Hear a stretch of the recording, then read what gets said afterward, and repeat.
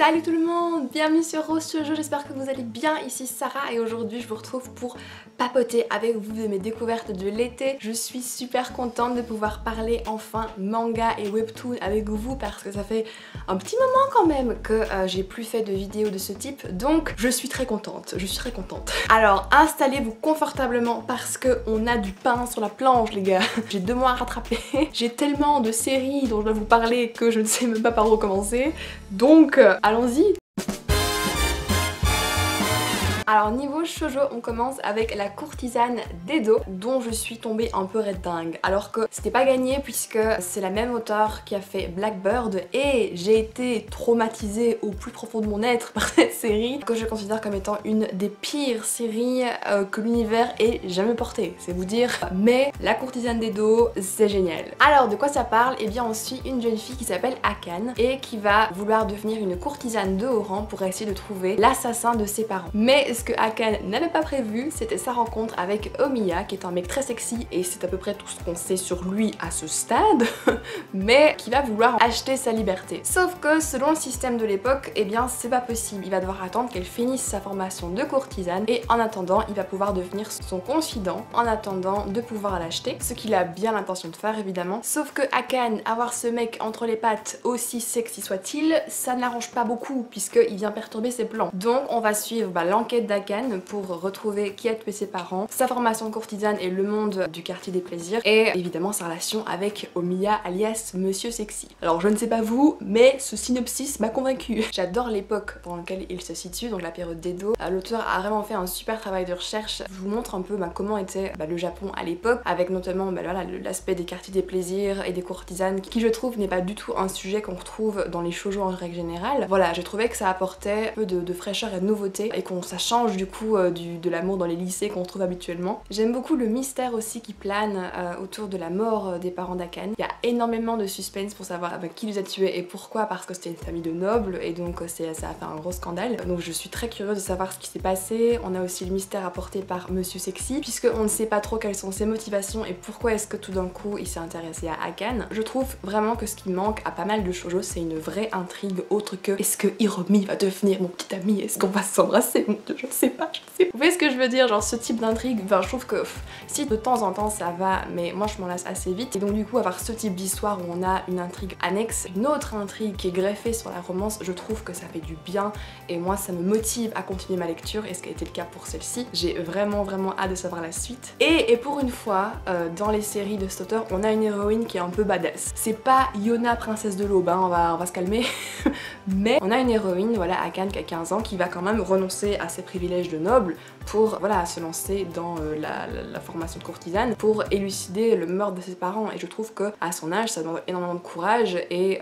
voilà je trouve qu'elle inspire un peu le respect quand même. Et dernière chose parce que le meilleur pour la fin, n'est-ce pas c'est que on a une romance un peu voilà, si vous cherchez une histoire avec de la romance un peu steamy, avec du mystère et qui explore une époque super intéressante, je pense que la courtisane d'Edo peut vous plaire. Ensuite, la seconde série que j'ai découvert, c'est Au-delà de l'apparence. C'est l'histoire d'une jeune fille qui s'appelle Chitose et qui en fait, depuis qu'elle est toute petite, se comporte pour se faire aimer des autres sans jamais révéler sa vraie personnalité. Jusqu'à ce qu'elle rencontre Itsuki, qui en gros va la cramer à des kilomètres et qui va lui dire en fait qu'il se rend compte qu'elle joue un double jeu et que ça ne lui plaît pas du tout. Et il va donc la provoquer pour qu'elle affiche sa vraie personnalité et qu'elle exprime le vrai fond de sa pensée. Par défi, Chitose va vouloir rejoindre l'école où est Itsuki, qui est une école d'art. Et si au départ c'est surtout pour le provoquer lui du bâche qu'il lui a mis en gros, et elle va vite se rendre compte qu'en fait elle adore l'art et elle fait une activité qui la rend vraiment heureuse. Donc on va suivre en fait sa relation aussi bien avec Itsuki qu'avec les autres personnages avec qui elle va pour la première fois pouvoir être elle-même. Alors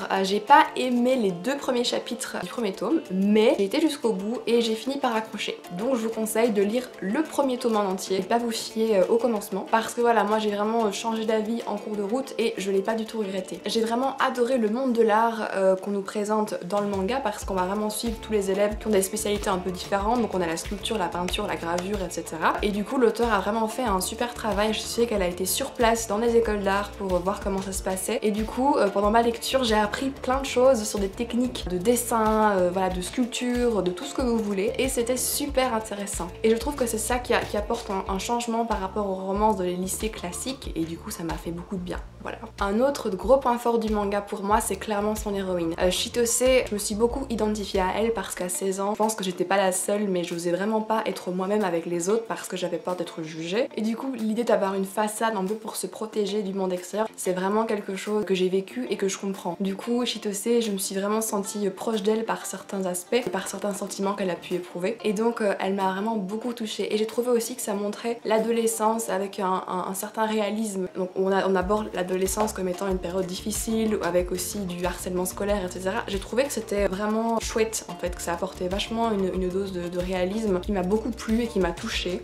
Et donc voilà, vraiment j'ai beaucoup aimé ma lecture et j'ai adoré voir l'évolution de Chitose puisqu'elle va pouvoir enfin trouver des bons potes, on va la voir devenir de plus en plus elle-même et oser en fait s'exprimer. Franchement, elle m'a touchée et je l'adore. Quant à la romance, Itsuki c'est un personnage masculin que j'ai aussi trouvé un peu en décalé avec ce qu'on trouve d'habitude puisqu'ici c'est un artiste, il est très perfectionniste, il est très concentré sur ses études et sur son art. Donc voilà, on a vraiment un mec passionné par ce qu'il fait et je trouve que encore une fois dans les mangas shoujo en règle générale, les héros masculins sont souvent très vides en fait. Enfin, ils ont pas des masses de passion ou d'autres choses que d'être beau, populaire et intelligent. Et avoir un héros masculin comme ça avec de la personnalité et du caractère, j'ai vraiment beaucoup aimé. Donc voilà, j'ai vraiment trouvé que au-delà de l'apparence, ça apportait un petit truc de différent au shoujo qu'on retrouve actuellement dans les magasins. Et franchement voilà, je vous le conseille si vous cherchez une romance un peu originale avec des personnages qui je trouve sont assez réalistes, je vous le conseille. Alors la troisième série de shoujo que j'ai découvert ce mois-ci, c'est Blue Spring Ride. Il s'agit plus d'une redécouverte qu'une découverte parce que j'avais déjà lu l'histoire mais il y a un petit moment. Et en fait, dans ma vidéo sur le Kiss Marry Kill spécial shoujo, j'ai eu des personnes qui ont été un peu traumatisées quand j'ai tué Ko, qui est le héros masculin, et qui m'ont vraiment encouragée à relire la série. Et parce que du coup ça m'avait intriguée, je me suis dit que j'allais relire et retenter Blue Spring Ride. Et franchement, mais c'est tellement bien. C'est tellement bien les gars, j'avais oublié comme c'est super. Donc l'histoire c'est celle de Futaba, c'est une jeune fille qui aime pas trop les garçons, qui est pas super à l'aise avec eux, mais qui un jour rencontre Tanaka qui est un différent des autres avec qui le courant va bien passer et il va lui donner un rendez-vous auquel elle va bien sûr se rendre parce qu'elle est super amoureuse de lui, sauf que le jour J en fait il n'arrive jamais et il va plus réapparaître avant quelques années. Et donc quand le récit commence, Futaba elle est beaucoup plus grande, elle est au lycée et elle va rencontrer un jeune homme qui dit s'appeler Komabuchi mais qui ressemble comme deux gouttes d'eau au garçon dont elle était amoureuse quand elle était plus jeune. Alors, comment vous expliquer? D'habitude, quand je lis ce type d'histoire, où je sais que ce sera un shoujo genre rose, mignon et tout doux, je me dis super, je vais lire ça sans trop me poser de questions, sans trop me prendre la tête. Ben les gars, je me suis jamais autant pris la tête pour un shoujo, sans rire. Fin du tome 7, mais j'étais en PLS dans mon lit les gars, en train de me dire mais c'est pas possible, mais Ko tu peux pas nous faire ça, moi et Futaba s'il te plaît, non, respecte-nous. Et ben j'étais en bada, oulala. Et franchement j'ai redécouvert en fait le personnage de Ko qui est tellement complexe et tellement touchant par son histoire et par la manière qu'il a de gérer son deuil, c'est-à-dire assez mal du moins au début de la série. Je l'ai trouvé vraiment humain et très réaliste, mais je trouve qu'en règle générale les personnages de Iyosaki Sakas ont des côtés très réalistes qui me touchent beaucoup. C'est pour ça que Ko j'étais en larmes quand on apprend ce qui s'est passé. Hein. J'ai vraiment une admiration toute nouvelle pour son personnage. Et ce que j'aime beaucoup, c'est que c'est un mec qui va beaucoup taquiner l'héroïne, mais jamais méchamment. C'est ça que j'ai beaucoup aimé et qui m'a agréablement surpris, c'est qu'il va tout le temps la taquiner, mais ce sera jamais méchant, comme on peut retrouver parfois dans les gros connards dans les shoujo, genre dans Wolf Girl et Black Prince par exemple, où là vraiment le mec il est insupportable. Là ici ça reste toujours respectueux et forcément super mignon, super attachant parce que tu vois bien qu'il se chamaille, que lui il aime Futaba, mais il y a plein de choses qui font qu'il peut pas lui dire là comme il est maintenant. Tu sens vraiment à quel point c'est dur pour lui en fait parce qu'il est tiraillé par son amour pour elle et par le devoir qu'il pense avoir envers un autre personnage féminin émotionnellement, mais c'était les montagnes russes les gars.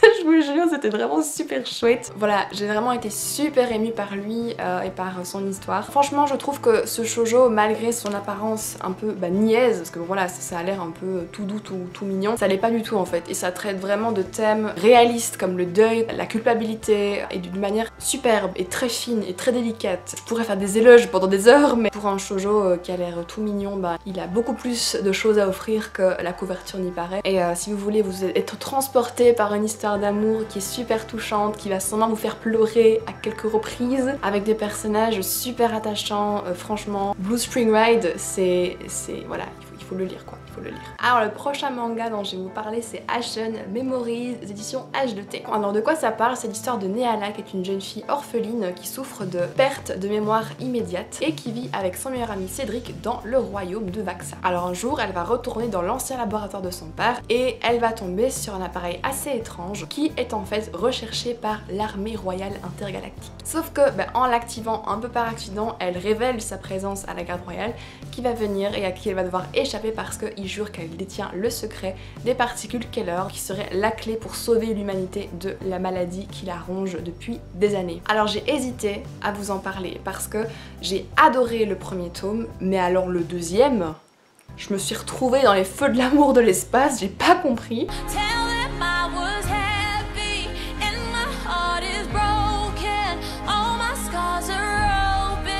Mais si vous cherchez un shoujo de science-fiction, parce que je trouve qu'il n'y en a pas beaucoup, d'ailleurs si vous en connaissez n'hésitez pas à me mettre des titres en commentaire parce que j'en cherche. L'intrigue reste pas mal du tout, elle est recherchée et plutôt sympa. Il y a pas mal de décisions que prend l'héroïne où j'étais là en mode mais meuf tu veux juste mourir en fait parce que c'est pas super malin. Mais voilà, c'est une jeune fille de 16 ans, elle agit à l'instinct. Mais voilà, je vous préviens, on va dire que son père n'a pas engendré un génie, hein. Bon faut le dire platement. Comme elle a son amnésie qui entre en jeu et qui du coup est intéressante parce que ça crée des situations où vraiment c'est super compliqué puisque elle oublie en fait chaque fois ce qui se passe dans le présent. Ça veut dire que si un mec essaie de la tuer, 10 minutes plus tard, elle va se jeter dans ses bras en mode il faut que tu m'aides, des gens veulent me tuer. Vous voyez ce que je veux dire? Donc du coup ça crée des situations où vraiment c'est stressant parce que puisqu'elle n'est jamais au courant clairement de ce qui se passe autour d'elle, ses ennemis deviennent ses amis et vice versa. Donc ça c'est plutôt intéressant, c'est un aspect que j'ai beaucoup aimé. Mais voilà, ça reste une héroïne que je trouve assez naïve. Pour les personnages, ils sont un peu clichés, je vais pas vous mentir, mais j'ai quand même envie de savoir ce qui va leur arriver. Surtout le prince de la garde intergalactique que vous pouvez apercevoir ici, qui est un homme fort mais avec des fêlures. Alors c'était une référence à Thiboudou des lives de Eldaria, si vous connaissez pas c'est pas grave. Et voilà, en gros c'est le bad boy incompris de l'histoire, donc forcément moi je le suis pour savoir ce qui va se passer. Voilà, Ashen Memories, l'histoire est sympa, elle a ses défauts mais elle peut être sympa. Surtout si vous cherchez un manga de science-fiction, je trouve qu'il n'y en a pas beaucoup et celui-ci qui au niveau de l'intrigue ça rentre bien dans les cases et donc vous allez pouvoir trouver une intrigue qui je pense pourrait vous satisfaire. Mais voilà, je répète, mon avis est plutôt mitigé donc je dirais testez-le mais avec prudence. Enfin niveau shoujo, j'ai enfin eu le temps de lire et de commencer La Fleur Millénaire et oh mon dieu les gars, oh mon dieu. Clairement pour celles qui m'avaient demandé des recommandations pour des shoujo pas du tout niais avec une héroïne badass et une intrigue super complexe, je vous présente votre âme sœur les gars. Clairement je pense que La Fleur Millénaire est faite pour vous et va vous satisfaire. L'histoire c'est celle de Aki qui est la princesse du pays de A. Alors je vous rassure au niveau des noms des pays j'ai pas compris non plus, hein. Clairement je pense que la mangaka se dit voilà ça va passer les gars. Mais clairement pays de A j'étais là ouais, bon, ok, whatever.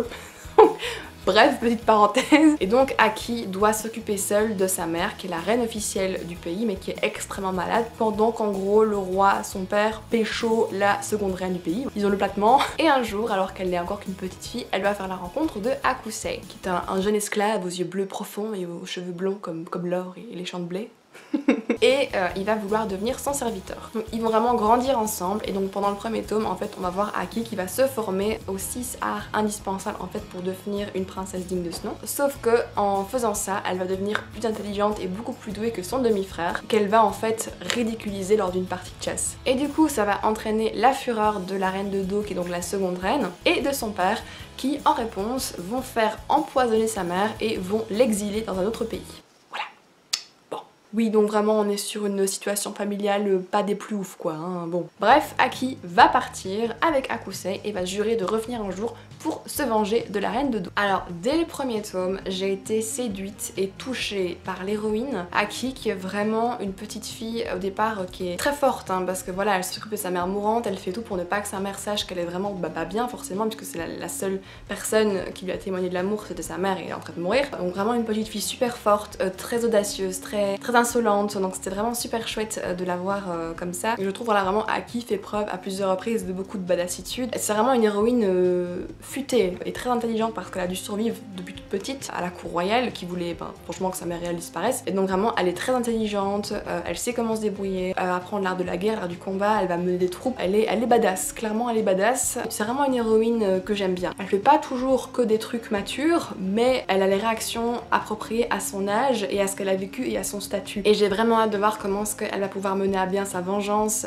j'ai hâte de voir ça. J'adore aussi le personnage de Akusei qui est adorable, mais adorable. Oui, on aperçoit son corps de dieu à demi dénudé dès le début du récit, mais c'est pas pour ça que je l'aime en tant que personnage. Clairement c'est un personnage qui m'a touchée par sa loyauté sans faille envers Aki. Donc par exemple en fait donc le titre du manga Fleur millénaire, ça fait référence à une légende dans laquelle ceux qui trouvent donc cette fameuse fleur qui pousse tous les 1000 ans, elle va leur accorder un vœu. Et donc du coup c'est une histoire qu'il a racontée à Aki. Et quand il est blessé au champ de bataille, on le voit en fait en train de répéter fleur millénaire, fleur millénaire, fleur millénaire, parce que son seul vœu en fait c'est de pouvoir rester auprès d'elle. Si ça vous donne pas des petits papillons dans le ventre et une envie de le soutenir jusqu'à la mort, voilà, je sais pas ce qu'il faut de plus. J'ai trouvé ça super touchant. J'adore ce couple et j'espère vraiment qu'ils vont finir ensemble, même si vu leur rang différent, je sais pas comment ça va se jouer, mais j'ai très hâte de voir ça. J'ai beaucoup aimé le réalisme aussi du récit, que ce soit au niveau des personnages, de la façon dont ils sont représentés, de leurs sentiments, mais aussi de ce qui se passe. C'est un peu comme il y a la princesse de l'Aube, il y a le côté un peu aussi voilà, réaliste avec des combats où il y a des blessés, il y a des décisions à prendre en tant que princesse, il y a des sacrifices qu'elle doit faire. Enfin voilà, j'ai vraiment trouvé ça hyper réaliste, mais aussi il y a pas mal de notes d'humour qui fait que ça allège un peu l'histoire. Donc voilà, franchement j'ai adoré. Donc lisez La Fleur millénaire. Alors maintenant on va passer au webtoon. J'ai surtout en fait suivi ce que je lis actuellement, mais j'en ai quand même découvert un et j'avais envie de vous le présenter. Il s'agit de A World Ruled by Cats. Donc oui, le titre est un peu, voilà, ça vous donne un peu une idée de ce que vous allez trouver dedans. Oui, j'ai craqué parce que tous les mecs canons, hein, soit dit en passant, ont des oreilles de chat. Voilà, vous savez que j'ai un penchant pour ce type de personnage, donc oui, il y en avait partout.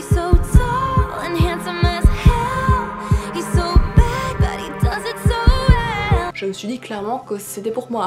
Alors de quoi ça parle? Eh bien c'est l'histoire de Nora, c'est une jeune fille qui va vouloir sauver un chat et qui va se noyer en fait en voulant y arriver. Et à son réveil, elle va se retrouver dans un autre monde, Cats Rule, donc les chats règnent en gros littéralement, qui est entièrement gouverné par des chats, mais pas juste les chats que vous trouvez dans la rue actuellement, mais des chats humains qui marchent sur deux jambes, qui ont des oreilles de chat et une queue de chat, qui agissent comme des humains. Et à l'inverse, ce sont les hommes qui désormais sont traités comme des animaux de compagnie. On a notre pauvre Nora qui se réveille dans un monde régi par des chats et elle va être adoptée par César, un jeune homme qui a la réputation de détester les humaines dans son genre. Je reconnais que le synopsis est un peu bizarre, mais franchement une fois que vous êtes dedans, moi j'ai vraiment beaucoup aimé, je l'ai fini en 2 jours, j'ai passé un super moment, j'ai adoré les dessins qui sont super jolis, super mignons. Je trouve que le côté super rigolo, c'est vraiment l'inversion en fait, entre les chats et les humains, et une fois que les rôles sont traversés, tu te dis vraiment ouais, ce qu'on fait subir à nos animaux de compagnie c'est un peu bizarre en fait. J'ai adoré le personnage de César qui est extrêmement sexy, on va pas se mentir, mais j'ai surtout adoré en fait le petit frère de César qui a une relation amicale un peu plus avec un chien qui est chef de gang. En voilà une phrase que je ne pensais pas lire un jour. Bref, c'est vraiment tout mignon et puis on va vraiment voir la relation entre Nora et César. J'ai vraiment été intriguée par leur relation, j'ai été intriguée par le côté décalé de l'histoire. Voilà, si vous avez envie de vous détendre devant des chats sexy, A World Ruled by Cats est fait pour vous. Et enfin, un webtoon que vous devez lire absolument, mais absolument, s'il y a un webtoon que vous devez lire dans votre vie, c'est celui-là. Alors je vais rien vous dire, je vais juste vous montrer.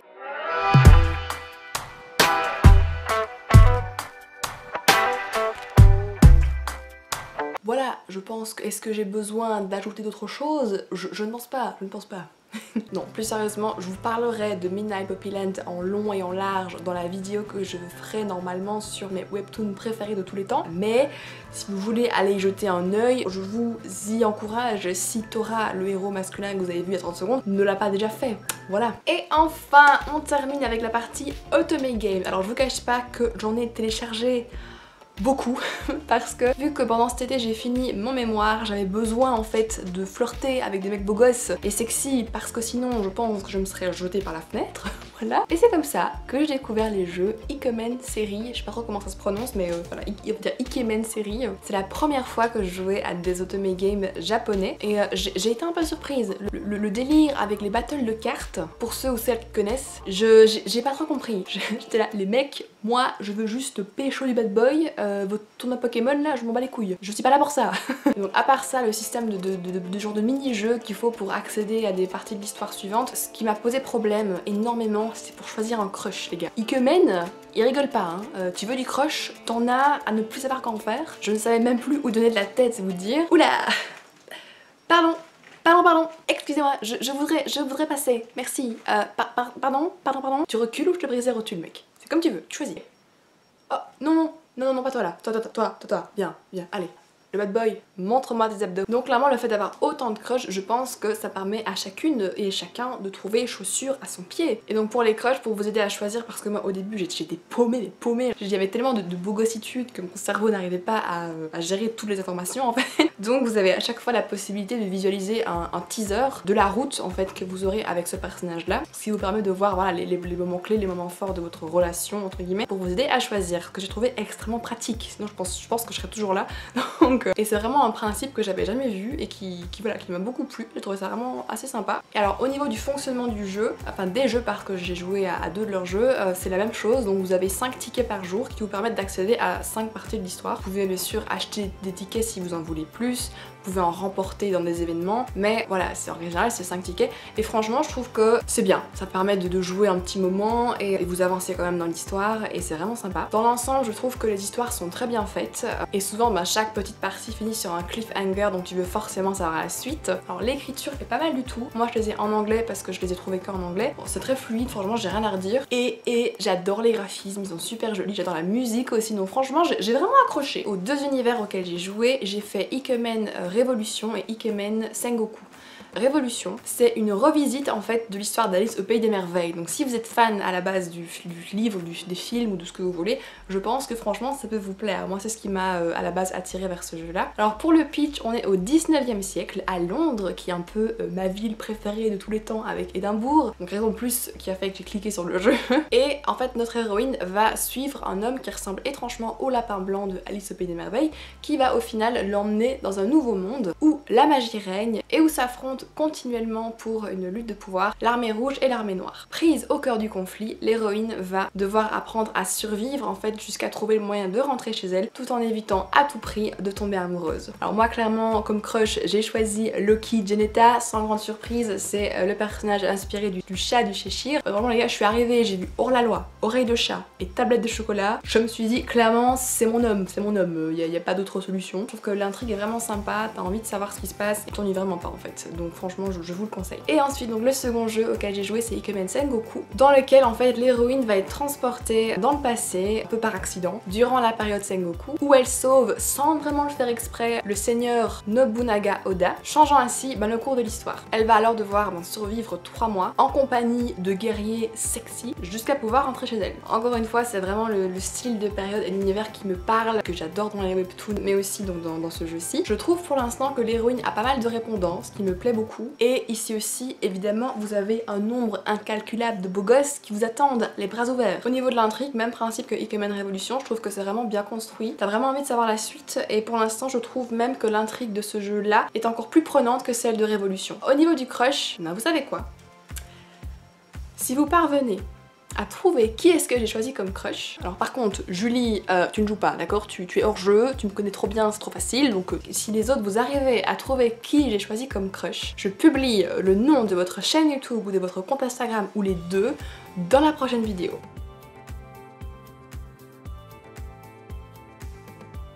Clairement, si tout le monde y arrive, c'est que vraiment je suis vraiment trop prévisible.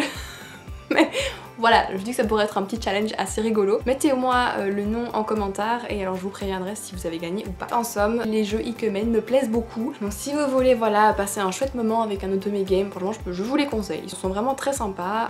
Pour en avoir testé beaucoup, franchement c'était dans les meilleurs que j'ai testé. Et donc voilà, je vous les recommande. Et voilà, on arrive à la fin de cette vidéo. J'espère vraiment qu'elle vous a plu. Moi je me suis super bien amusée, j'avais trop envie de vous la faire et franchement je suis très contente d'avoir pu vous la tourner. J'espère aussi et là c'est une question sérieuse que je vous pose, que vous allez bien, que votre été s'est bien passé, que la rentrée s'est bien déroulée aussi. Je sais pas du tout si vous recommencez des cours, si vous faites autre chose, si vous travaillez. Voilà, je sais pas, mais j'espère que votre reprise s'est bien passée, si vous en aviez une du coup. Moi pour ma part, je commence un nouveau master à l'université en journalisme, donc souhaitez-moi bonne chance, clairement je vais en avoir besoin. Non mais je rigole, hein, c'est un choix de ma part, donc voilà, je vais affronter le journalisme avec honneur et force. Mais donc j'ai pas encore mon horaire de cours, donc je sais pas du tout comment ça va se passer, se goupiller au niveau du tournage des vidéos, mais ne vous en faites pas, Rose Shoujo va continuer. J'ai plein de vidéos en stock pour vous, donc ne vous en faites pas à ce niveau-là. Je dois d'ailleurs vous annoncer deux choses qui vont arriver bientôt sur la chaîne. On va avoir les matinées animées dont j'ai un peu parlé sur Instagram si vous me suivez, où on va regarder des vieux dessins animés de notre enfance et on va les commenter. Ça va être rigolo je pense, et en pyjama parce que j'avais vraiment envie de recréer le côté un peu nostalgique quand on était petit le matin. Moi c'était le mercredi matin, j'étais toujours devant la TV avec mon bol de céréales, mon bol de Kellogg's, en train de regarder les Miu Miu, n'importe quel dessin animé qui passait, et j'avais vraiment envie de recréer ça et de vous le reproposer surtout en novembre parce que c'est un des mois que j'aime le moins de l'année. Et je me suis dit que j'allais trouver un truc sympa à vous proposer pour me motiver à l'arrivée du mois de novembre. Donc voilà, c'est des vidéos qui vont sûrement sortir durant cette période-là, elles sortiront le matin. Donc voilà, j'espère que le concept va vous plaire, et si vous avez des idées de dessins animés que vous avez envie de me voir regarder et qu'on regarde ensemble, surtout, n'hésitez pas à le mettre en commentaire. Et aussi, deuxième petite annonce, bientôt va arriver le mois d'octobre. J'adore le mois d'octobre, me demandez pas pourquoi j'aime pas novembre, mais octobre j'aime bien. Et du coup la chaîne va être un peu transformée aux couleurs et surtout au thème associé au mois d'octobre. Et donc il va y avoir un épisode spécial Halloween, évidemment. Là je vous le dis un peu en avance parce que je suis très excitée, donc je vous le dis en avance. Mais il va y avoir un épisode spécial Halloween qui sortira le 31 octobre. Je sais pas encore sur quoi ça va être, mais ça va être chouette. Donc si vous avez des suggestions, des choses que vous avez envie de voir pour l'occasion sur Rose Shoujo, n'hésitez pas à le dire, hein. Ça peut être des idées de let's play sur un jeu d'horreur ou un animé qui fait peur, voilà, franchement n'hésitez pas, j'ai pas encore trouvé exactement ce que j'allais faire, donc si vous avez des idées, des choses que vous voulez voir, n'hésitez pas à me le dire parce que j'ai super hâte de cet épisode là. Et donc voilà, ce sont les deux annonces des vidéos qui vont arriver prochainement, ça vous êtes au courant. Et voilà, je pense que c'est tout ce que j'avais à vous dire, donc récapitulons, donc n'hésitez pas à laisser vos noms de dessins animés préférés en commentaire, mais aussi vos lectures de l'été, des suggestions, surtout si vous avez aussi des shoujo de science-fiction, je suis preneuse. Et je pense que c'est tout, je vous retrouve à la prochaine vidéo évidemment, et je vous fais plein de gros bisous. Ciao.